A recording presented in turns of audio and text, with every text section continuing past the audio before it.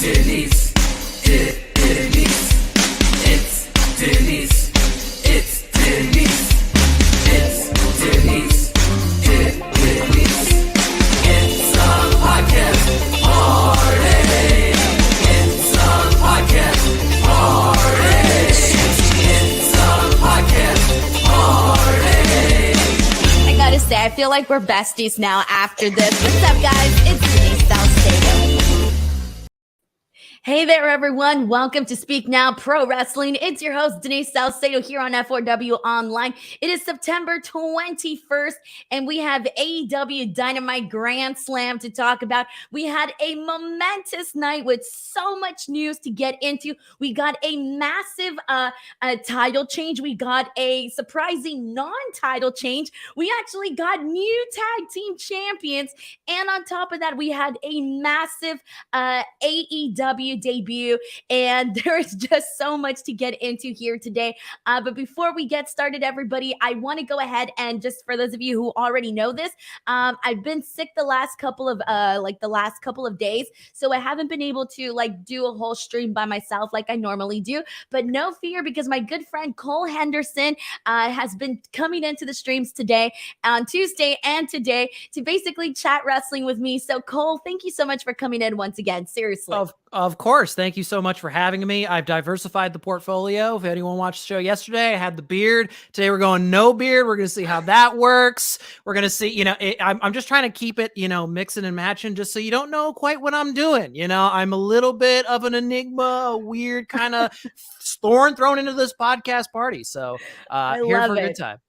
I love it. Alrighty. Well, before we get into the wild night that was AEW Dynamite, guys, just a heads up, please take part in the chat. We want to get your reactions. We want to know what you guys thought, because there was a lot of stuff that was definitely surprising here today. And then on top of that, if you do send in a super chat, please do. Not only does it help get your question, comment, or statement read on the show, but it also helps support this podcast in general, keeps us funded, etc. So please, if you do send in a super chat, it would be greatly appreciated. We're going to go ahead and kick it off with our first super sticker that we got for the day from Ebony Prince. Thank you so much to Ebony Prince for sending this in. But let's get right into this show. We're going to go ahead and kick it off we're going to go in chronological order, Cole, because I feel like that's just the best way to get into it. But before we get into everything that happened on the show, I want to start off by asking you, did AEW Dynamite Grand Slam live up to the expectations? Did the show deliver tonight? Well, seeing the clips from last year's Grand Slam of Omega and Bryan in the middle of the ring, doesn't that feel like it was 8 years ago? It feels like it was forever, based on the way the wrestling landscape has changed in just this past calendar year with all the news, all the drama going on. So it's weird. This event came up and it was like, boy, when's the last time we had a Grand Slam? That was just last year. I thought this from top to bottom, for the most part, was a really, really, really strong show. There's definitely some results in here that I think are going to lend to some controversy going forward. But also I think from top to bottom, the wrestling solid, the storytelling solid, a pretty magical debut, I would say, in AEW that we had later in the show that I know that both of us are very, very excited to talk about. Can't say I saw that one coming. So very excited to talk about that. I also want to, okay, so first and foremost, I agree with you. I really do think that this show delivered. It's funny because I was so confident in my predictions going into this show, and instantly there were some surprises. I know a lot of people were expecting to see MJF possibly even become champion tonight. It's just pretty much a lot of people didn't really know what to expect, and that didn't end up happening. But I do think top to bottom, this show had a pay-per-view feel to it. The production, I really want to put over the production, mainly because the look of the entire event looked phenomenal. We had a extremely great lighting. You could see everybody and everything.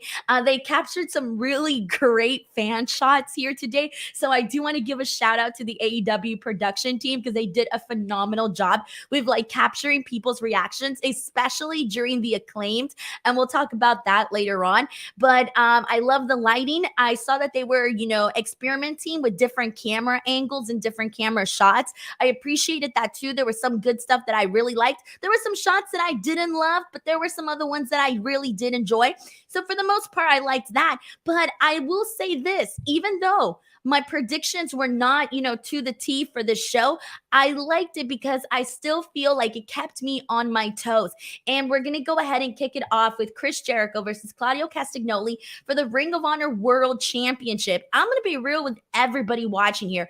I legitimately thought, this is going to be super straightforward. They're going to have a banger of a match, and Claudio Castagnoli is going to win.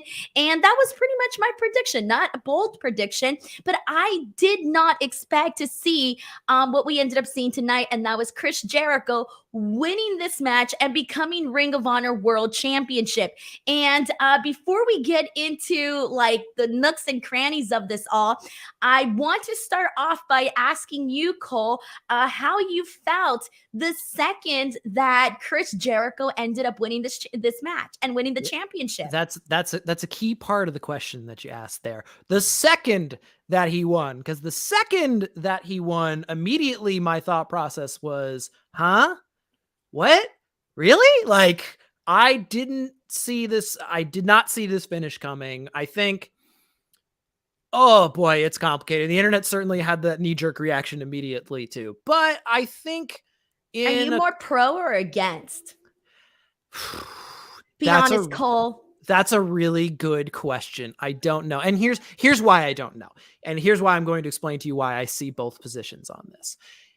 It really depends on where Ring of Honor is going, as far as, are we going to separate it into its own little platform? And is Toni going to get a TV deal for this? Is it going to kind of operate as a separate entity? Or are these belts now, which they have, I mean, whether people want it to admit it or not, it is very much that the Ring of Honor landscape and those belts have just been kind of integrated into AEW. So they end up being belts. What are belts at the end of the day? Belts are storytelling devices.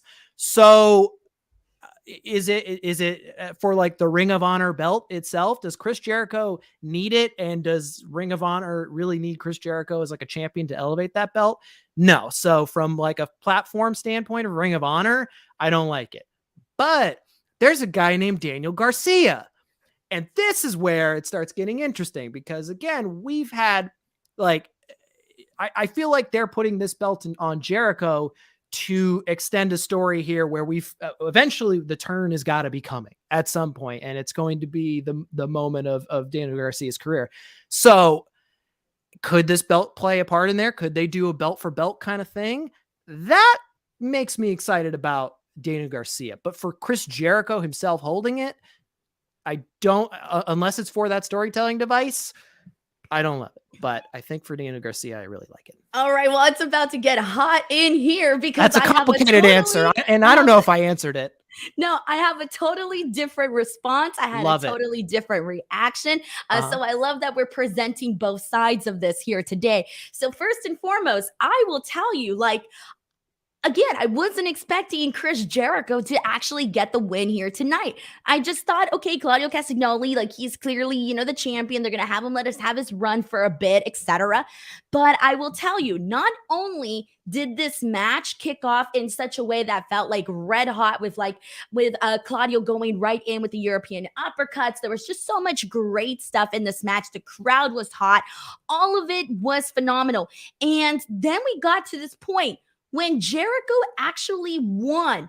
I thought to myself, like, holy shit, what the frick? Like, for me, I really felt like they, like, now, like, in hindsight, it makes perfect sense why they kicked off the show with this match, because I really do think they wanted to give the feel of, you know what, anything can happen on this show. Just because, I feel like a lot of times people's predictions for AEW stuff tend to be, like, pretty, like, on the dot. And I feel like this show kind of basically with this opening match basically told us, like, expect the unexpected, right? And I didn't think we were going to see Chris Jericho as freaking Ring of Honor World Champion. Like, I did not have that in my predictions this year. I think in my mind, like, I just fully separated, like, oh, these are the Ring of Honor guys and these are the AEW guys. And like you mentioned, We've been seeing so much of Ring of Honor, integrated into the AEW programming since they don't have weekly TV. But even then, it was still like, these are the Ring of Honor guys. So I really wasn't expecting those guys to like the ones that are strictly AEW or feel strictly AEW, to basically cross over, right? So I know you didn't like it, but I'm going to be honest with you. I liked Chris Jericho winning the World Championship, and I'm going to tell you why. The reason for that is Chris Jericho is, to me, just added a lot more. It made the belt feel, this new era of Tony Khan's Ring of Honor, it made it feel more important. Like, instead of it being like Ring of Honor, in the back of your mind, Ring of Honor on the side, like AEW is the hamburger and we got Ring of Honor, the French fries on the side, like, or maybe like a lesser, people really like French fries. No, but the point is, they were always on the side, okay? Like, now, Chris Jericho being the champion, to me, levels up the importance of this new era of Ring of Honor in this, AEW galaxy that we're living in, right? On top of that, it basically makes you think, okay, for like the longest time, ever since this whole thing started, people have been asking Tony Khan nonstop, what's going on with Ring of Honor? When are we going to get television? What's the plan with that? Because to be honest, a lot of people did not like seeing the Ring of Honor stuff mixed in with the AEW programming, right? So people want to know, like, hey, when is this Ring of Honor stuff happening? And for the most part, a lot of the interviews, Tony Khan basically said like he was, working on it, talking to people, etc. And so having Chris Jericho as champion either feels like something is about to be set in stone, or this is what's needed for the brand to essentially have weekly television and to be set in stone, right? So for me, I'm seeing like, okay, this is leading to something. And I think it has to do with like a bigger picture with it being, television and whatnot. So we do got a couple of super chats here. This one is from Taylor Cannon. BTW guys, if you want to get your thoughts in here, what did you think of Chris Jericho winning the Ring of Honor World Championship? Feel free to send in a super chat and I will make sure to read those out here. Taylor Cannon says, hey, Denise, hope you're feeling better. Good show tonight. Glad to see Saraya on my TV again. The Acclaimed has arrived. It's crazy to think that there's just so much to talk about here today. And we're just getting started. Slightly feeling nuts. I actually feel worse today. But there was no way I was going to miss this post show. We got Hagen who sends in a super chat saying, Jericho is getting Cena wins LOL vibes at this point. I know a lot of people were upset, and I think the reason for that is, people want to see talent like Claudio Castagnoli really get their flowers, really have the opportunity. But I just think that it makes more sense from a business standpoint right now to have Chris Jericho win the championship. Leonard Aarons III sends in a super chat saying, MJF topples Moxley and Cincy at Dynamite to become world champion. I think this is how MJF's reign of terror begins with maximum impact. Thank you to Leonard Aarons III for also sending in that super chat, and we will talk about MJF in just a bit. Mike Parker sends in a super chat saying Jericho winning probably means they will push Ring of Honor more, and Claudio chasing the belt could be a great story. I think there's a lot that they can do with it. It is pretty exciting to see. And it really kind of shifts the momentum I think that Ring of Honor was on. I think now they're on a new plateau. Thoughts on this, Cole? Yeah. I think, boy, it is complicated. And this is like, anytime you're going to throw Ring of Honor into any of these conversations, there's going to be those people that want to respect that lineage, that Ring of Honor was, and figuring out where they really stand as we are here now in 2022 and owned by Tony Khan. So as of right now, again, like the belts being used as storytelling devices, like I think that's great. I think this could end up being something really good to get Jericho and Daniel Garcia going at each other at some point. I respect the lineage of what Ring of Honor was. I think it seemed like they'd already made that decision to kind of find someone that was going to be their person kind of holding that flag when Tony had Claudio beating Jonathan Gresham, and the Jonathan Gresham situation now kind of with this on top of it looks a little ugly in perspective. And I think that's where it's going to make a lot of people upset. And also, again, Chris Jericho right now, I feel like is in that weird territory where there's a lot of people who are thinking there's a way too much Chris Jericho on the television. And let me ask you a question. And Okay. this may be controversial, and I'm going to ask this question to the chat too. Okay. Do you think She's trying to Claudio get me in trouble. Castagnoli was cutting it as Ring of Honor World Champion? Or do you think that it's hard to say given the length of time that he was champion?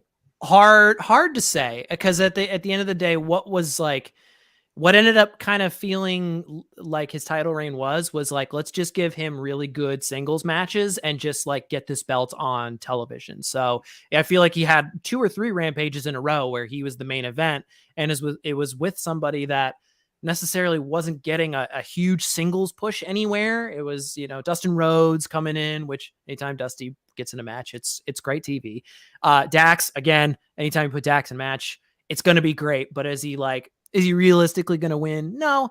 And we only had the Death Before Dishonor pay-per-view, and there hasn't been another Ring of Honor event really announced. If I remember correctly, I don't know if there's nothing yet. Nothing as of right now. Nothing as of right now. So I think Jericho has an ongoing story in AEW. He's got the Jericho Appreciation Society. There's stuff going on with Daniel Garcia. Claudio was just kind of like, I'm in the Blackpool Combat Club, which just means like I'm an ass kicker, and that's what I'm going to do. So I think there is, to your point, where I think you're trying to lead me to is Chris Jericho's reign going to give us some more storylines, some more beef. Yeah. Some a little bit more meat on that bone as far as the story is concerned. That I do agree with you there. And I also just want to point out how, clearly, as we know, you're a big Chris Jericho fan. You're calling it the AEW Galaxy. This may be the Salcedo Appreciation Society. I'm marked down for that. To tell you about the Ring of Honor belt, okay? I got the hair. Got the hair. I'm telling you what, like she's getting me. I'm like Daniel Garcia right now to the Salcedo Appreciation Society. I don't know which side I'm going to end up on. I don't know what's going on, but we'll see. It's just, look, I'll be real with you. Like, I feel like you kind of answered it there. Like, Claudio Castagnoli was great. Like, you knew you were going to get great matches all the time. Like, that was just, automatically a given. But I always kind of felt after those matches that we were seeing, like there was always something missing. And I remember like watching it and thinking like, yeah, this was a good match, but we know that in wrestling, you always need that extra thing, right? Like that extra thing to just make it, feel more special, whether it's like promo work, whether it's just like, a bunch of little things that a person can do, right? And I kind of feel like some of that was missing with Claudio Castagnoli. I don't really feel like he really like took off with the championship. It was just like, okay, he's the champion now. Here he is with the belt. He's got decent matches, but that's it, right? Like there's nothing else there. So personally for me, I did kind of feel like it was, that's why like the change didn't really matter to me, like in that perspective, because I kind of like, it wasn't one of those things where you're like, damn, they just really halted his momentum, I don't really feel that way. And I know people will maybe disagree with this, and I get it, but that's personally where I'm coming from on this. But we got a super chat here from Nick Grasso, and Nick Grasso says, decent, not great. Most of the matches were sloppy, and almost every match ended with cheating. Chris Jericho didn't need the Ring of Honor title, and the Acclaimed winning was the right call. I mean, I think we all knew the Acclaimed was winning tonight. Like we were all going in preparation for it. Like it was not like that was a spoiler. Like we already knew. And if they didn't have the Acclaim win today, we would be discussing I don't even know what at this point during the show. We got a super chat from Brandon Rosen who says, Daniel Garcia looked disgusted at the way Jericho won. This is an interesting twist in their story, and it could lead to a future Garcia Ring of Honor title win. It could. I mean, it could. And that's kind of what I'm thinking. That's right. We're on the same boat there. I like that. Thank you so much to Brandon Rosen for sending in that super chat as well. And let's go ahead and move on from here. Alrighty, so after this, we got the big match that we were all waiting for. This was really the moment where we were thinking, okay, it's time. It's officially time. And that is Swerve in Our Glory versus the Acclaimed for the AEW World Tag Team Championship belts. So given that we already kind of knew that they were going to win, they really had to, especially after the events that unfolded at All Out. What did you think of this match, and how did you feel about everything overall? Oh man, I've got a fun little story to tell at some point as far as this match goes. But I think it's interesting. A lot of the dialogue coming out of All Out was the Acclaim should have won, the Acclaim should have won, the Acclaim should have won. I was in the boat of, I thought, and granted, I was not in that crowd, and I totally get the argument of the people in that crowd feeling deflated because they didn't see the Acclaimed win, and that took the energy out of the building, which therefore affects the rest of the show. Totally respect that from a fan perspective, and especially when reviewing the pay-per-view as itself. As far as the booking goes, as far as Swerve in Our Glory versus the Acclaimed one, I thought that match was booked perfectly. I think it worked in a way to, we saw this was like the proof of concept, like, okay, the Acclaim are getting this reaction. They work, and it's working. And for me, like up to that point, the Acclaimed was like, we saw it at Double or Nothing really starting to heat up as the Scissor Me Daddy ass stuff all started becoming the rage, and the crowd was really popping from there. And you're like, oh wow, this is something. But then they would kind of get into a match, and there you go. By the way, she's correctly attired for today's show. Shout out Will Washington. So I think like Double Nothing, you're kind of starting to see it. But it was always like the Acclaim, to me, didn't have that like go-to match of like where I go like their in-ring work. That's it. And it's not that they were bad workers. It was a case of just they didn't have that kind of in-ring moment to me. At All Out, they had it. And it was a case of both teams were able to kind of, take their game to the next level, with Caster being able to lift Keith Lee up and do basically the attitude adjustment to him. That was killer. And that match was amazing. Swerve doing the turn and becoming heel in the match, doing the DX chop to Billy Gunn. Brilliant. Everything leading up to this match at Grand Slam, Swerve interrupting the Acclaimed after all of the CM Punk madness was brilliant. So it was definitely like an obvious conclusion of like, we know what's going to happen here, especially given that there's some home court in this matchup with the Acclaimed. Boy, oh boy. What a moment for them. And they've earned it. And I think that's the thing that wrestling fans are, whenever they get up in arms about this, like, they deserve it. They really did deserve this. And at the end of the day, they got over. You can't deny that. Like, I get what you mean when you said like you didn't feel like the Acclaim had like a specific, because when you see like the line of like previous tag team champions, I feel like they all have something in common in terms of like, we all know like their in-ring work is just like at another level. I don't think the Acclaim necessarily hit it on that end of things. Mm-hmm. It was more so like they got over in terms of like personality and just like 100%. Overall charisma. And obviously they are good in the ring as well too, but they're just, I would say still at a different level. Like if you were to ask me like, who's the better team? Is it Swerve in Our Glory or is it the Acclaim? I would say, well, it's definitely Swerve in Our Glory, like in-ring wise, but the Acclaimed got themselves over. And when you get so over to this point, like you got to put the championships on them. So for me, I completely I felt like they should have done it at All Out. Like if they weren't going to do it at All Out, then they shouldn't have had that match until they actually had it at Grand Slam personally,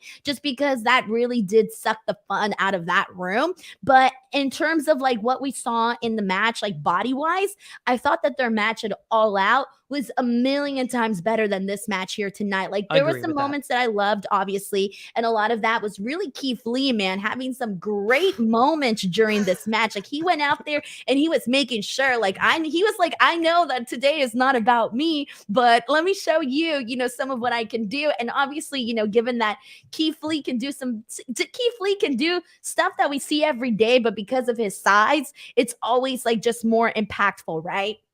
So I love this. And I also want to go ahead and mention some of the lines that Max Caster did in his rap, where he basically said like the stuff about the Little Mermaid. That was good stuff there too.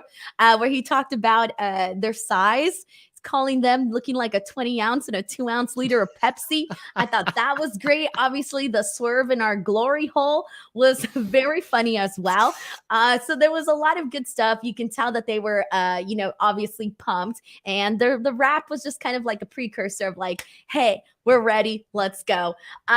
This match was okay. I didn't think that, again, that it lived up to what it was at All Out, though. But anyways, happy for the Acclaimed. They're getting their moment, and they got to run with it, And I want to shout out Anthony Bowens, because as far as this story's, and I want to make sure I precursor this story with like, this isn't about me. This is just about giving a guy his flowers when he needs to get it. I was working at MLB Network for a long time, for about 4 years. It was at the same time that there was a certain gentleman who was logging some plays over for us in hockey, happened to be Anthony Bowens. So What? Bowens was wrestling independently in Jersey, and I was not really a like super into the indies yet. I really gotten that bug for it yet. I was obviously like a wrestling fan, and some of my friends would go talk to him and be like, this guy's a wrestler. And to kind of just like, it's the beauty of what this sport is all about, of like seeing someone kind of like they're putting in the grind so that they can follow their dreams. And that was a while ago. Like, I haven't been working at MLB Network for quite a long time.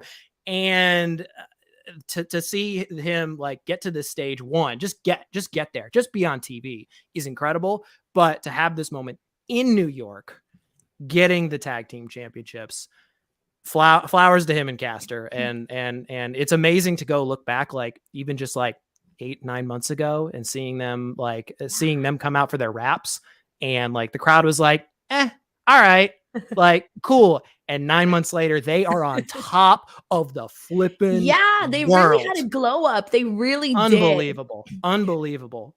We got a super chat here from Hagen, who says, everyone loves the Acclaim. Tonight's match was great. Jericho winning still blows, though. I'm telling you, people are going to be torn on this one. People disagreeing, people agreeing, whatever it is, go ahead and let us know. On top of that, guys, as we continue talking about today's show, if you want to get your question, your comment, or your statement read on today's show, be like Hagen. You can send in a super chat and we will read your comment here on the show. On top of that, it does help support the show very, very much, and it's much appreciated. All right, so let's go ahead and get into our next topic here. Let's get into MJF interrupting Wheeler Yuta, because this was a whole thing here, okay? Bless Wheeler Yuta's heart, but like he got like, man, if like Wheeler Yuta was like on the mic, he was like a little roach, and MJF was just like, stepping all over him, because you just couldn't compare MJF's just like at a whole other level. Did it raise your eyebrows? Did it raise your eyebrow a little bit that like they promoted it as like Wheeler Yuta is going to do a promo? Like, what's he got to talk about? And someone else isn't on this show. Exactly. I wonder what's going on here. But this was great though, and it was mainly just MJF running his mouth like he normally does, but it's always great stuff. He basically says that the fans, if you're a fan of MJF, you are officially a devil worshiper. Ooh, cool. That's deep. That's a good one. I'll take that. Cool. Yeah. Awesome. Sounds good. I like it because it's very MJF, obviously, goes in line with his character, but it also kind of makes you feel a little uncomfortable, where you're like, ooh, when you're like, you can make fun when you're saying like, oh, I'm a Hook fan, I'm a hooker. Well, now it turns out, if you're an MJF fan, you're a devil worshiper. It sounds terrible. Whatever. Darn havens. The darn havens rooting for MJF. Exactly. And then so MJF is basically saying that he's a god of the people. He's saying that we the people, Cole, would apparently drink his spit. We would drink his spit. That's a great line. Also, I would totally not drink MJF's spit, by the way. And then he's saying that he then says there isn't a single man in this arena who wouldn't let me sleep with their wife. And the only reason I don't is because I have standards. Really great lines there. And I especially loved when he told Wheeler Yuta, because Wheeler Yuta tried to have a comeback, right? He brought in his fiance. It was such a weak comeback. I was like, oh man, like you can't square up against MJF. Like you got to be really good on the mic to square up against MJF. So like I kind of felt like Wheeler Yuta was left there like really exposed on like the mic work end of things because he couldn't hold up next to MJF. Like he just couldn't.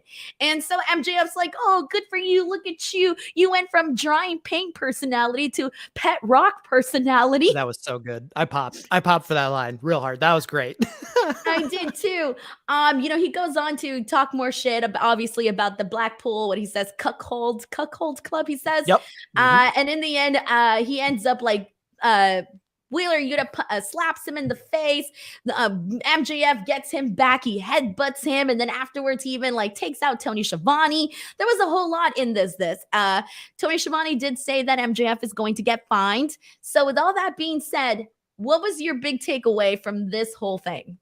Yeah. So to throw in a nice little sports analogy here, this was a case, and like, God bless Wheeler Yuta for being there. And like, this is when like in basketball, you got the guy, like he gets the ball, he's going to go up for the huge dunk. And there's just a guy who just like is in the wrong place at the wrong time underneath the hoop. And he's a little bit smaller than this guy, and he just gets absolutely dunked on. God bless Wheeler Yuta for like being there in the right place. He's trying his best. I would have cried if they were like, "Oh yeah, you got to go up against MJF," and I know that my mic work isn't there. I'd be like, "Oh nah, bro, I don't wanna." But like credit to him for going out there and taking the charge. Also, I will say MJF as the perpetual line crosser that he is, going and bringing up William Regal and talking about popping pills. And that's what started the brawl. So something had to tip it over. I think that was the right tipping point to start the brawl as MJF promos go. I just think MJF is so fascinating of like, I mean, this might be a hot take. I might make people mad as far as this is concerned, but there are only two other people that I can think of that have the anti-authority babyface pop of like, he's trying to be a bad guy, right? But like, it doesn't matter. Everyone loves it. Like, please tell me I am worthless. Tell me I'm a devil worshiper. Tell me to drink your spit. I love it. It's great. There are only a couple people who have been able to get that kind of anti-authority play. Stone Cold, CM Punk, MJF is entering this territory. Now, obviously, we've got a long way to go, but this is a unique situation where he's hit that nail on the head, and it's scary what's left for MJF going in the future. And obviously, he plays a big part as we go later on tonight, and as we go on in the next few weeks of programming. Wonder if him and Wheeler Yuta are going to fight, because Yuta needs to get some punches in or something. He's got to get some. Yeah, I'm sorry, but I feel bad. But they did not set up Wheeler Yuta very well there. He was just left there exposed, man. That was not setting up for success. No, Sheldon Jackson sends in a super chat. Thank you so much to Sheldon. Sheldon says, I feel like Billy Gunn was the missing piece for the Acclaimed, because ever since they've been together, they've been white hot. He has certainly helped. Obviously, the whole thing, the scissor me daddy ass, would have not happened without Billy Gunn. Like, they could have came up with something else down the line. We'll never know, right? Like, we can't, change things up. But obviously, Billy Gunn was a huge part of that. So yeah, I do think because they were going to get over regardless, because they're cool. They got the rap stuff. A lot of the stuff they were doing was working. It's just that the Billy Gunn thing really lended to the whole scissor me daddy ass, which I hated in the beginning, by the way. Now I ended up getting used to it. I don't know what happened. I changed. Now you're in. You're and now you have a shirt. Yeah, now I have a whole ass shirt. All right, so let's go ahead and move on from here. After this, let's get into Pac versus Orange Cassidy for the All-Atlantic Championship. This one, I'm gonna be real with you. I thought this match was just like, okay, I've seen better Pac matches and I've seen better Orange Cassidy matches. I didn't know which direction they were gonna go in here. I felt like for the most part that they should keep the belt on Pac, and I'm actually glad that they did. Just because I really respect Pac, and I feel like, you know, he's so good, like in-ring wise, and there's just so much potential there to be had with a lot of different opponents. And I thought, well, if they do have Orange Cassidy win, I'm not opposed to that either, because he's also a good wrestler. It's just that lately he's, you know, unfortunately he's been on a losing streak too. It hasn't been looking too great for Orange Cassidy, which is kind of a downfall from, you know, the heavens, from where Orange Cassidy, I think, was kind of seen a little bit, you know, in the past, right? But Pac ends up winning by hitting Orange Cassidy with the hammer, and the referee doesn't see it. So then Pac is basically able to get the win. So with this being said, like I guess you can say they kind of protected Orange Cassidy, but not really. What do you think? Yeah, and Orange has had some bad luck. As soon as a belt gets thrown in here, it starts getting really wonky. But I feel, well, and even the big matches on the pay-per-views, he hasn't been successful. Feel like there's a hesitation, and this has always been the issue with Orange Cassidy and AEW. I feel like there's a hesitation to put a belt on him and go like, we know what to do with him. I think I don't know if they're quite sure they know how to handle an Orange Cassidy title run, which is too bad, because as we all know, Orange Cassidy is extremely talented and is one of the, I think he's one of the best performers that they have in that company. And I was definitely disappointed by this match. I think I had definitely had some higher expectations, just knowing that these two like can really put together a banger of a match. Like these guys can go flippity dippity do all the great stuff. Like they could have, this was like, Orange Cassidy's always one of those, I see him on the card and it's like, this match has the potential to steal the show, because you think, I've seen one Orange Cassidy match, I've seen them all, and he comes up with new tricks of the trade. I look at his match at Forbidden Door with Will Ospreay. I think that's still one of the best matches that's happened this year. So I was disappointed in that, in not only the match, but also the ending. I don't know if Pac needed to win in such a dirty heel fashion, especially given that they like did it for the character work. But I just feel like Pac is just such a strong, like I just, they didn't have to go about it that direction. And they're not really heels as far as the trios go, and he's holding the trios tight. He is Tupac, so like he's got the two belts. He's with another team. They're not really heels either. It just kind of, I don't know. It just felt off. A lot of things about this match felt off, which was disappointing, because I think you see these two names on paper and you're going like, okay, this could do this. We could be in for some really cool stuff here. It just didn't quite hit it for me. We got a super chat here from Hagen who says 3 screwy finishes in a row was disappointing. And this can't be ignored. There's a lot of people that are bringing this up, that are pointing this out. And this is not a norm for AEW, you know, especially when you have like these types of caliber matches. You don't really like, you know, expect, you know, so many little things to go the way that they did tonight. But I still feel like, honestly, I thought that the body of work in all the matches was like pretty great. And if it wasn't great, it was still very good. So for me, it didn't like take away from the actual, you know, finish or the outcome of the match. So that one was definitely a little bit questionable. I think people were left kind of feeling like, oh, well, that's how we're ending things. Okay. I think people were maybe expecting a little bit more with Pac and Orange Cassidy. That was actually my pick for the match that was going to steal the show. I was completely wrong. I didn't think it stole the show. And that was my original pick. We were thinking the same thing. These guys are good. Yeah. Like these guys are good and they can really bring it. It's too bad we didn't really get that kind of matchup. And now it is officially time to chat about what everybody wants to chat. I see everybody in the comments is like, I can't wait to talk about this. All right. So clearly we need to talk about the women and everything that went down with that. So we had the Fatal 4-Way, which was Toni Storm, Britt Baker, Athena, and Serena Deeb for the interim AEW Women's Championship. And for the most part, like this match was, you know, it was fine. It was a fine match. There was some moments where I thought, you know, I went into this thinking for sure Toni Storm was going to win, but they did have a couple of teases where you might have thought that Athena was going to get it. And I thought, well, maybe if they do decide to go with Athena, I feel like they'll just do it to get like a pop, just because regardless, there's going to be a pop when there's a title change, right? But I still didn't think it was a good idea. Like, I'm like, keep the title on Toni Storm. She feels like the person that should have it as of this moment, right? With that being said, I feel really bad for Toni Storm because the first time she won the championship, and even win the interim championship, and even tonight, the reactions have really felt lackluster. They have felt completely flat, where it's almost like, oh yay, she won, and that's it. She's not getting the reaction that I and maybe a couple, and plenty of other people were expecting for Toni Storm to get. I feel like her reign as AEW Women's Championship interim women's champion has been kind of like surprising, I would say. Mainly, I don't know what it is. I don't know if she's not connecting with the crowd, or the crowd just really only cares about Jamie Hayter.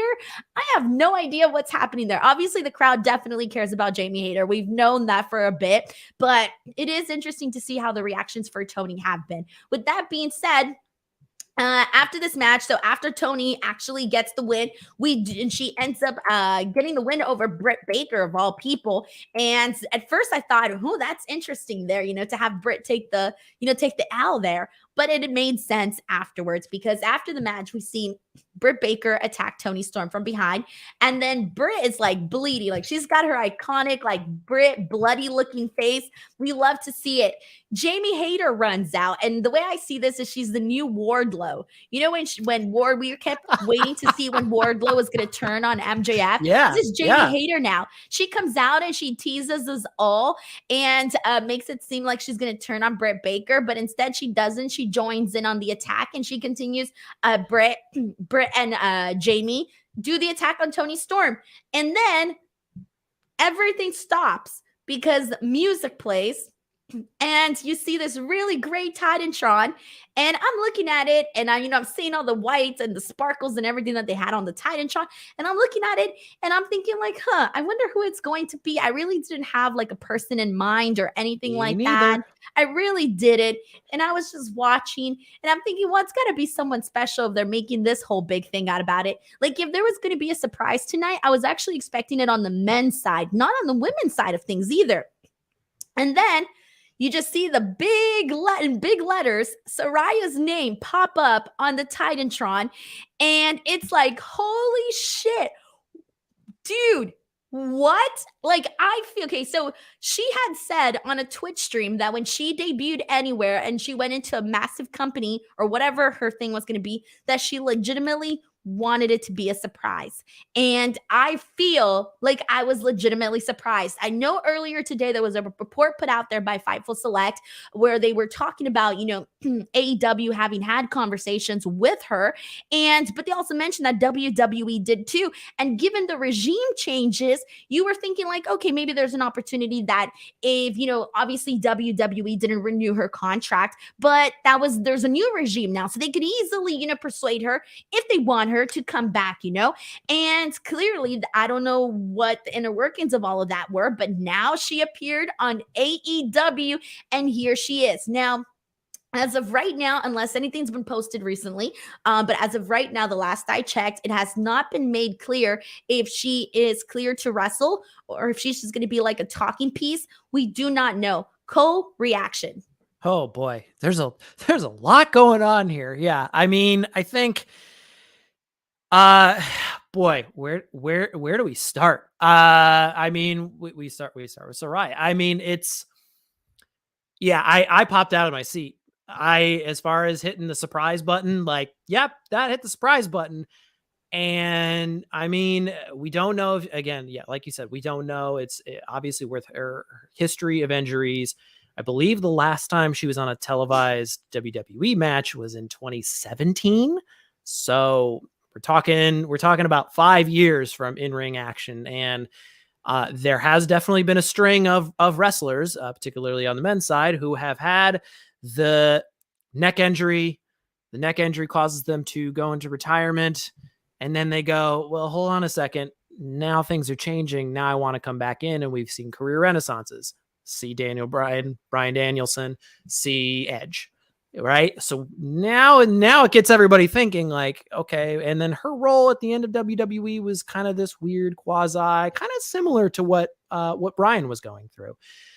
And like you said, it's really the regime change over in WWE that makes this even more surprising, because I think we've seen we saw for the longest time, especially going back to All Out last year, the wave of people going to AEW. And that was the thing to do is you want to be a wrestler and you want to be doing the wrestling thing and you don't like what your role is in WWE, you go to AEW. This is great. Now Triple H is back involved and we see Triple H make an immediate impact. And we know the WWE's strength is the women's division. There's never been a question about that. And when they come out in SummerSlam and it's Io Sky coming out there from NXT and she hadn't been seen in forever. And Dakota Kai comes out, who there was similar questions there. Is she going to go to AEW? Is she going to stay in WWE? What do we like? Is she just going to be a free agent? What do we know? But this is a whole nother level because this is Paige from WWE. This is a big deal. This is one of the cornerstones of the women's revolution in WWE. It was her and AJ Lee were like, I feel like those are the two people you put on that pedestal. And for her to choose AEW is it's huge. It's huge for their women's division. They get someone who's and it's not that this is not a discredit to any of the women that are in that division, especially the ones that have come over. It's just different star power. It's different it star is, power. Different things that they've accomplished in their careers. 100%. And that's a case. It's someone that's been there, done that at the top of the WWE food chain. And now she's here and she came into that ring and whether she's ring eligible or not, she looked like $1 million and looked like she wanted to kick some ass. So I am hoping, I think all of us are crossing our fingers that she is able to compete and that she's able to have some matches in there. And like, let's get this women's division. Let's have this be the jolt that they need. One of the things, like, here's the thing, like, let's say she's not like cleared, right? Let's just say she's not cleared and she's only going to be like a mouthpiece or something or a manager, whatever the situation is. I still feel like regardless, that's still a lot, you know? You mentioned like she's got the star power, she's got the fans, people know who she is. And I remember like so many times reading so many quotes from her in different interviews that she did or on her Twitch streams and, you know, a variety of places where she was basically saying like, you know, I don't feel like WWE really used me to my advantage. Like, I really feel I could have done a lot more. And usually when you see people say like, you know, I could have done a lot more, how many, God, there's dozens of examples of people that, you know, they were like, you know, there's people that, you know, didn't have anything or whatever the situation was for everybody. And then they leave WWE and then they go different places. And all of a sudden you see this new version of themselves or this, you know, this new version. And it's tremendous. So I feel like, you know, having her be part of AEW, obviously if she can wrestle, holy shit, can you just think about like how much she can do with so many of the women? You got Britt Baker, you got Toni Storm, you got Thunder Rosa, you got Jamie Hayter, you got so many women that I'm not even thinking about right now. Jade Cargill. Like, can you imagine if they were, I mean, I don't think that they should have, I would rather see, like, let's say Paige can wrestle and she can go, right? And she's cleared and she's good to go and all of that. I would rather see her become AEW Women's Champion than TBS Champion just because I feel like she is a star of a different caliber. So you would want to, if you're going to put her as champion, you might as well, you know, to the moon and have her, you know, be AEW Women's World Champion, like right off the bat, right? That's the thing too. Like with Toni Storm, with Thunder Rosa, with Britt Baker, they waited too long. With Thunder Rosa, they waited too long. With Toni Storm, they waited too long. So now it's like you really have to capitalize on the moment for the person. Now that's again, if she can wrestle. As of right now, I don't think anything has really been said. But let's get into these super chats because we got tons of them and I want to get your reactions, your questions, etc. So let's see what people are saying. This is from Brandon Rosen who says, assuming she's cleared to wrestle, would you book Saraya to go for the women's title or against Jade Cargill for the TBS title? You can't deny that there's a lack of credible challengers for Jade. Yes, completely agree. But here's the thing, like, she's already made. Saraya's already a made star. Jade Cargill, she obviously has everything that it takes to be a star, but she's still, you know, obviously not at the same exact level as Saraya. So I do think that her, you know, holding the TBS championship, if she's going to lose it, it's got to be to a new star that's going to be, you know, up and coming. I wouldn't have her lose the TBS championship to an already made star. That's just my opinion. Instead, I would have Saraya definitely go for the AEW Women's World Championship, especially because let's be real, right now the whole situation with Thunder Rosa and Toni Storm, it doesn't seem like the people right now are really, saying like, oh, this is the person who needs to be champion. And that's the thing. It's like it moves so fast, Cole. Like this time, it's one moment's time, one person's time, and the next thing you know, it's somebody else's. And it really feels like if she can wrestle, it feels like they have to give it to her. We have a super chat here from Nick Grasso who says, the women's match was underwhelming and the Jamie Hayter, Britt Baker stuff was lame. It's really starting to drag. Paige's big debut was great. I kind of saw it coming after the report came out earlier that she had talked to TK. And that's the thing too, like, because they had also mentioned in that report that, there could be that possibility of the new regime changes with WWE where she could go back there. It is like, I still was not expecting to see her actually come out in AEW. And that was one of the things too, like Tony Khan had pitched like, hey, we're going to have a big surprise on the show today. But again, I wasn't thinking about Paige at all. Like I legitimately was not. And there's a so difference I'm really between, happy for her. And there's a difference between like talking to TK and then you're signed and you're going out there. See you later. Like it's amazing for like that stuff sometimes that stuff just happens quicker than you expect it. And you have to be quick now because, Triple H is looking like he's pretty quick with, trying to get people. So now like there's more of a, if you have your eyes on somebody, you better go for it. And I'm assuming, honestly, like I feel like for Saraya, it just made more sense for her to go with AEW right now. She was with WWE for so long, even when she was doing, this stuff. They kept her for a very, very, very long time under contract and had her do a bunch of little different things here and there. Obviously, nothing too steady, but they had her do things. And I feel like it's kind of like, well, she already knows what to expect from that lay of the land. So why not go out to AEW and see what other possibilities are out there? And again, a lot of this depends on whether or not she's cleared. We have a super chat here from Gotham Guy. Thank you so much to Gotham Guy who says, speaking of camera work tonight, Saraya coming out to a huge pop to Zombified and the camera cutting to Britt in disbelief was on point. It was shades of Jericho's WWF debut with The Rock in the ring. That's the greatest debut of all time, period. When it comes down to, I want to put over Britt Baker as well. Her expressions were phenomenal. She sold it very well. The rest of the girls sold it very well too. It was good stuff all around. Justin Martin sends in a super chat saying, it's awesome to see Saraya back. Huge star power added to the AEW women's division. I hope this means she can wrestle. Happy birthday to me tomorrow. Dude, happy early birthday, Justin Martin.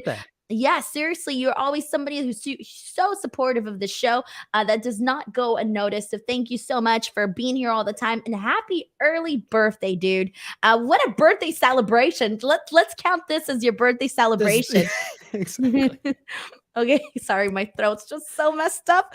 I'm like trying to breathe in between. Like, can you hear me? Like, you can hear me trying to breathe. Hagen sends in a super chat saying, the only thing lamer than Jericho winning was walking back the hater split from Baker for the up 10th fucking time. Love Saraya, though. How do you feel about this? Do you feel I was disappointed. I was disappointed when Jamie Hayter came out and aided Britt Baker, for sure. I think, like, at some point, let's pull the trigger on this. And this is where, like, and I won't go on too big of a tangent because I could talk about this for a while as far as where the AEW's women's division has been lacking. And now this, like, between these two things is where the game changes. Like, the reason why, yes, Toni Storm has this interim championship. We're still waiting on Thunder Rosa, but what are people kind of talking about in the women's division? It's Britt Baker and Jamie Hayter, because there's real meat on that bone as far as the story is concerned, because they've been working together. There is a true bond there. It's storytelling. They've been given time to tell a story over a long period of time. And I don't feel like a lot of the women in that division have necessarily gotten that opportunity. And I think part of it is because they haven't been quite sure who's going to be helming that women's division. For a while, it was Britt Baker. And then we had that run where she was tremendous on the microphone. Her promos were great. But eventually the crowd started going like, okay, I've seen Britt Baker with a title for long enough. The game completely changes if a big if Saraya is able to wrestle, because then I feel like this is where, like you said, I think you bring up a great point. It's the Jericho effect. Like Jericho came into AEW at the very beginning and they gave him the belt. They gave him the banner to be like, this is AEW, and he was gonna start that era off. Saraya has a chance here if she can wrestle, and they want to give her that AEW women's belt to be that flag bearer of the women's division that I think a lot of people have been clamoring for, to be like, who is going to be the face of your women's division, to carry it and not just carry it, but elevate it. And really truly elevated. And she is the perfect candidate. There were talks, of course, like when Sasha Banks left, they're like, Sasha Banks should go to AEW. She's too big of a star. Like, she's in movies. She's in The Mandalorian. She doesn't need AEW. Saraya is in a perfect spot.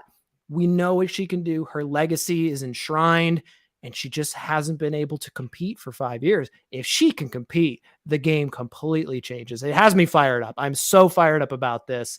Let's just cross our fingers. And happy for her, dude. She's been through hell and back, man. She's been through so much.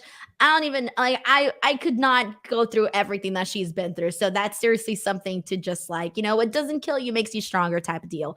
And Andrew Cook says a great use of the Fatal 4-Way to get more women on the card with no feud going. But Saraya was the biggest surprise debut I've seen yet in AEW. Hope they follow up on this well. Here's the thing. Like, she's a huge debut, but obviously, like, Bryan Danielson, CM Punk, Adam Cole, to me, we're still at a different level. That's a hard. CM Punk, Bryan Danielson, to me, we're still higher up.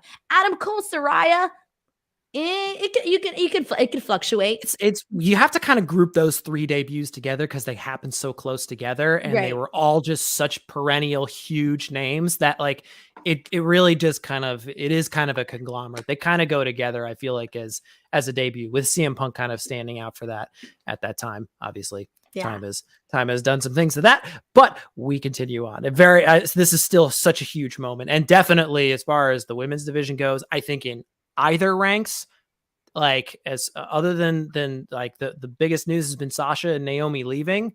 This is right up there. Can you imagine? Like, I think Sasha and Naomi are from, like, I don't know. There's been so many different reports coming out on that, but I would be like stunned silent if Sasha and Naomi appeared on AEW. I would just be like, what the fuck? Holy shit. And it's because I truly can't see it, but like, my mind would melt if Toni was just like, I'm just going to throw not one bag, not two bags, but all of the bags at you so that you can't say no.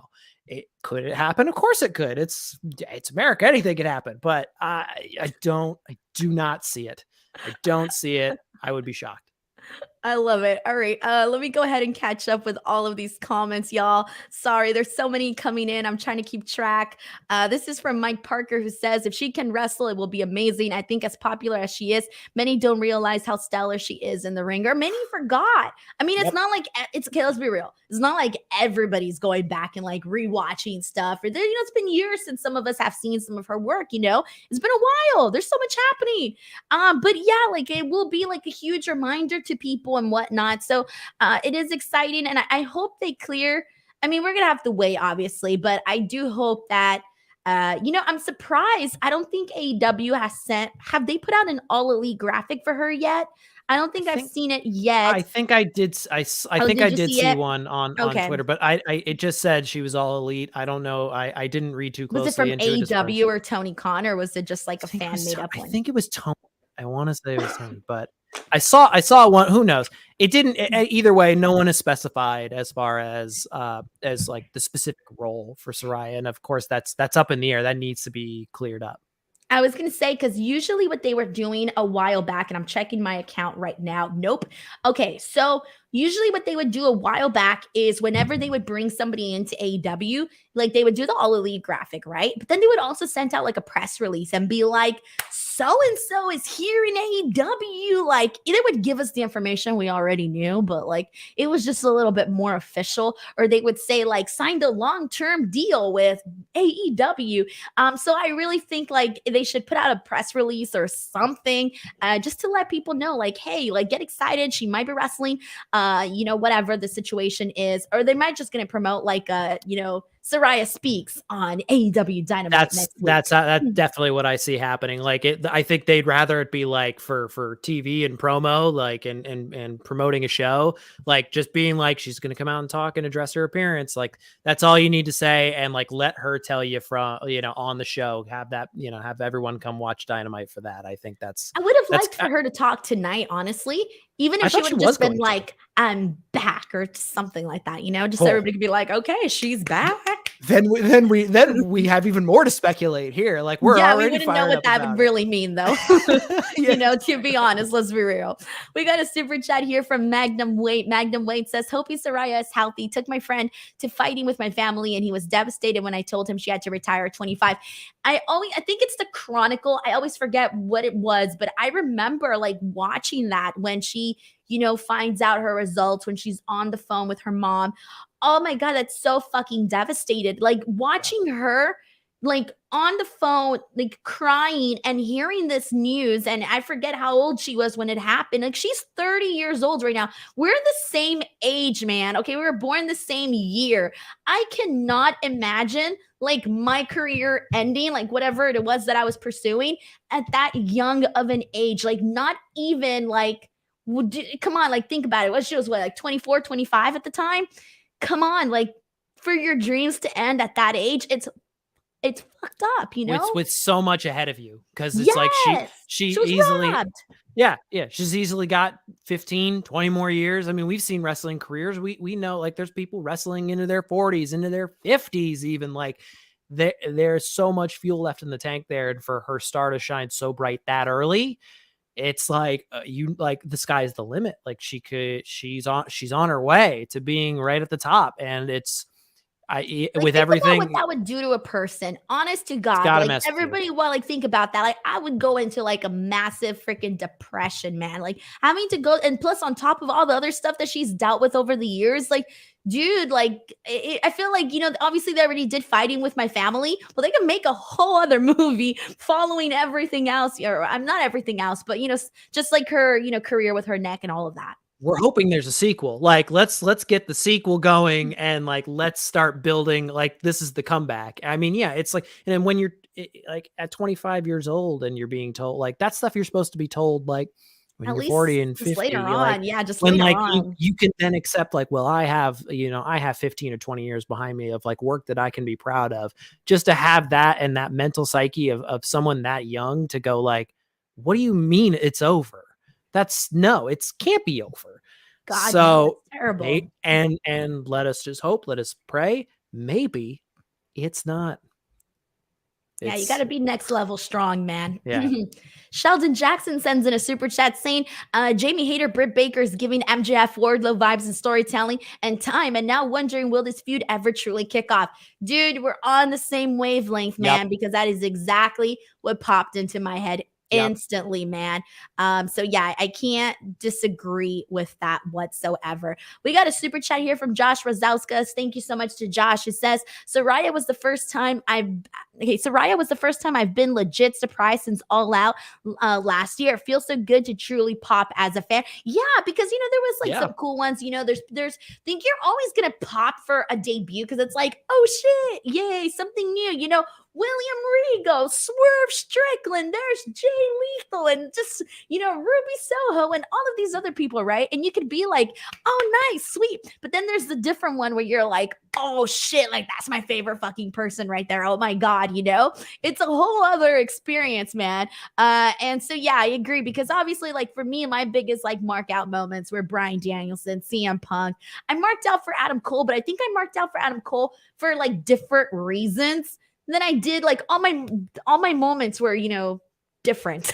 I don't know how else to explain it, like different reactions, but I get what Josh is saying when you like truly mark out as like an honest to God fan of that specific person. And again, knowing her journey and everything, Absolutely. It's just so much that goes along with it. It's crazy. And then Maddie Patton says, to be honest, I don't watch a lot of AEW, but I may become more of a regular viewer to see what they do with Saraya. Dude, you got to ask yourself, that's got to be something that happens. because like think about it, like how many people aren't going to be like, you know what, let me actually tune in and see what's going on. I feel like that was like the same thing with like even with CM Punk, people that maybe weren't watching wrestling anymore, maybe were casually watching wrestling, I'm sure there's people that tuned in to be like, oh well, what are they going to do with him, like let me give it a try. And I feel like Saraya is definitely one of those people, especially because we haven't seen her wrestle in 5 years. Like even if you're not a fan of AEW and you're just a fan of hers, I'm pretty sure just like if she were to come out and wrestle, you would want to see that. If she's not wrestling, it's going to be more of a challenge, I think. But if she is wrestling, I feel like there will be like her fans that, if they're not AEW fans, that will definitely tune in. For sure. Absolutely. Awesome. Thank you so much to Maddie for sending this in, guys. Alrighty, so we're going to continue on, but please, if you still want to send in more super chats about Saraya or any other thing on the show, you are more than welcome to. We're pulling those up. Not only does it get your question, comment, or statement read on the show, but it does help support the show. And Cole, it also gets you paid. Oh, man. So heads up, Hey, super chats. Let's go. Come on now. I'm giving you my super chats today. Like Saraya's great, right? You like Saraya. I like Saraya. Let's talk about it. Let's go, people. You're like, well, that changes everything, right? Yeah. Let's right. We're talking wrestling. We're here to have a good time. Let's keep it. I can't believe there's another match we have to talk about after Saraya. Like that was hard to recover from, honestly. It was. Okay, I was wondering about that because after the show, I was watching and I was like, yeah, I'm liking this, but part of me was still thinking about Saraya and just like, just everything else, right? But anyways, we got to talk about this one. Obviously, it's the main event, and it didn't necessarily turn out the way that I expected, but I got some great predictions and I can't wait to talk about them. Bryan Danielson versus Jon Moxley to crown the new AEW World Champion. Now, maybe, I don't know what it is. I felt pretty set in my ways. I made a prediction. I was like, I'm sticking with it. It's Bryan Danielson from the very beginning that they made this whole announcement. Right? You're like, it's Bryan Danielson and that's that, right? And during this match, it's funny because I wrote in my notes, wow, I'm fully convinced that Bryan Danielson is winning, but they've done a good job of making me think Jon Moxley's winning. This is good stuff. And this was obviously before I knew that Bryan Danielson wasn't winning. I was thinking like, oh, this is great. They're really making me think that Jon Moxley is going to win. So I went this whole ride thinking, oh no, it's still going to be Bryan Danielson at some point. And then it didn't happen. And the way that it all basically went down, I mean, I was honestly pretty shocked about this. Before we get into predictions or anything like that, how did you feel about this match? And how did you feel about the results? Well, speaking from a technical perspective of the camera switcher, boy, did they love the 2-box. They loved going to the 2-box every single time to show MJF in the crowd. They didn't need to show MJF that many times. We knew he was there. Great. He's watching it. He has the chip. We get it. And like, here's the deal. Like, all roads, in theory, lead to MJF eventually getting this belt because there's no way you cannot give this man the belt. The dude is nuclear on fire. But we don't like his facial reactions aren't gonna like, we know MJF is like reacting to this. We know he doesn't like either of these guys. Like, it's fine. Like every once in a while, if you want to cut to him, okay. But it was like after every move, and then they would go to the 2-box, and now you're like, okay, I'm watching the match on one screen. I'm watching MJF on another screen. It was really distracting. And I think that took away a lot of the early part of the match. I think to their credit, they did kind of start to zone in on the match as it got towards the end, and we started seeing some Death Riders and all that. But I thought, as far as like the match goes, I mean, you and I were in the same boat, and I thought like as soon as this tournament was announced, and even seeing the match like with Bryan and Hangman Page, it was like, yeah, this is it. This is the time. Like they've had Bryan Danielson here. Like, when is he, if not now, when is he going to get a shot? As far as the title goes, and seeing as he's already had a couple of opportunities since. So it made sense to me in my head that this was going to be Bryan Danielson's championship to lose. Am I unhappy with the fact that it's Jon Moxley who wins? No, and I have complicated feelings about that because I was of the mind that at All Out, I thought Moxley should have won that match going into it. I think it story-wise made sense for him to beat CM Punk 2 times in a row with CM Punk on a bum ankle. Like have like a better match and have him be more prepared, but like have him kind of lose in kind of a heroic fashion, maybe do a Punk heel turn, who knows? All that obviously, because of certain events, has been thrown out the door. Let's just forget about it ever existing. So I want to say maybe this is a way of Toni kind of going, let's get back on track kind of where we left off. Do I agree with that approach? No, not necessarily. I think this was a really good chance for Bryan Danielson to have the title. I'm not quite sure where we see Bryan Danielson getting the title later on. So in that sense, I'm disappointed. But is Moxley's having the best year of his career? He's one of the best wrestlers of the year. We're going to be talking about calendar year lists. Is Jon Moxley is going to be right at the top there. Does he deserve it? Of course he does. Especially after his pregame coach inspiring any given Sunday speech promo that he did. That's going to go down as probably the promo of the year of kind of rallying the troops. He is that kind of locker room guy, that kind of leader that you want. I'm just bummed for Danielson. Don't be too bummed, especially if this is my prediction. Okay. So on the AEW championship side of things, okay, because I'll be real with you. I started thinking like, okay, well, why don't they have Bryan Danielson, win right now? And the reason for that is 3 big letters, and that is MJF. MJF is clearly going to be the next champion. And I feel that it would make more sense, or it would benefit them more to have MJF beat Jon Moxley, who's already held the title, now multiple times. And Jon Moxley is like super freaking hot, man. Like he's hot right now. Like if you get away for MJF to defeat Jon Moxley for the AEW World Championship, it's going to mean something. It's going to be a big freaking deal. And that's not saying that it wouldn't be with Bryan Danielson. It's just that Bryan Danielson, whenever he gets his moment, it needs to be its like own separate entity, I think. Like it's got to be like, oh, this is Bryan Danielson's moment. And right now it feels more like MJF's moment, given just, everything that's gone down with MJF, behind the scenes, in front of the camera, whatever, right?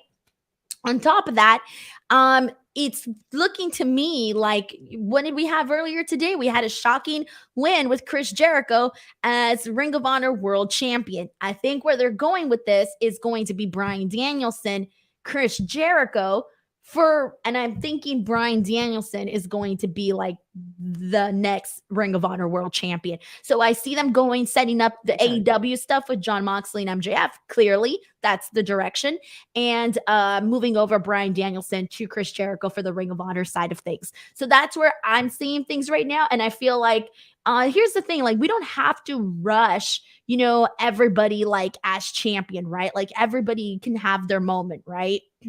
That's the good thing about AEW is that they have a lot of options for people that could be champions. We're like here thinking like there's no time. There's plenty of, well, I mean, I don't want to say plenty of time, but there's time, right? Sure. So I feel like, if Bryan Danielson goes off and, does his thing with Chris Jericho, wins the Ring of Honor World Championship or whatever goes on with there, like you can always circle back and have, Bryan Danielson be the AEW World Champion. And something tells me, given that they didn't pull the plug on Bryan Danielson, something tells me like that's like they're saving him for a reason. Like there's a reason why they're saving Bryan Danielson's AEW World Championship win. So I'm expecting MJF to be World Champion like pretty damn soon. Like I'm thinking that's got to be the Full Gear match, right? Jon Moxley, MJF, like that to me seems like a really good Full Gear main event. Depends on how long do we want to cook this turkey? Like we've got to figure out how long, like does it make sense to have to wait, and what kind of gets in the middle of that stuff is the stuff with the firm and this group that's kind of helping MJF, and like they've kind of teased it to be like this group won't be together for long. is kind of what the Stokely promo kind of spoke to me. So if that's going to be the case, then then we need to get this stuff going pronto. But that also means that like the stuff with the firms also got to be happening too. So I feel like those characters there have to go for what they're trying to achieve as well. I love your take on where Bryan Danielson goes. I think that I was muted. Vance Rawlings says Denise is better picker than TK. I love TK's booking, but damn, I could use them $1 billion. Let's give the booking credit where the booking credit is due in the Salcedo Appreciation Society. So it's a case it's of all the cough drops, Sarah. It's all the syrup. let me tell you, my brain right the now. NyQuil has gone to her head, and she's like, "I've got it." It's so gone to my head. It's right there. I see it. But I mean, and why that makes sense? We go back to the beginning of the show. Why was I okay? Like, kind of like, what was the silver lining for me for Jericho winning the Ring of Honor World Championship? Daniel Garcia. Bryan Danielson works perfectly into that story. He's already in it. So if we want to keep that going on and get that figured out, there between the three of them, there's some magic to be made there. They should put all three of those people in a match for a Ring of Honor World Championship match. That's what I'm going to say. So I'll take you. I take yours and I advance it just a little bit. So I'm just writing something on the end of it. I won't take credit for it. It's still your booking decision. So it's okay. Alrighty. Well, before we wrap things up, guys, just a heads up. This is the last call for super chats. If you guys want to send them in, any last things that we didn't touch on, any questions that you may have, a statement, or God, even a rant, whatever it is. You're more than welcome to. I am going to go ahead and run through the matches that were announced for Rampage. And I still don't know if I'm going to be here on Friday or not because, Cole, I'm supposed to be ring announcing this Friday at GCW in my condition. So if I'm not good by tomorrow, I don't know what the hell's going to happen. And then I'm probably going to be on this podcast. So I have no idea what I'm going to do. It all depends on whether or not I heal up tomorrow. We'll see if I get better. I covered hockey for a while, and you know what we call that? We call that day-to-day upper body injury. You know, we just take it day by day. We don't know what it is. We're not going to tell the other teams what your injury is. You're just going to figure it out, and when you're ready to go, you're ready to go. It's just day to day. It's terrible. Anyways, but before we do, just a heads up, guys, I am here 3 times a week. I'm here talking about Tuesdays, NXT 2.0. Cole was wonderful enough to join me this past Tuesday, and that was a pretty newsworthy kind of edition of NXT.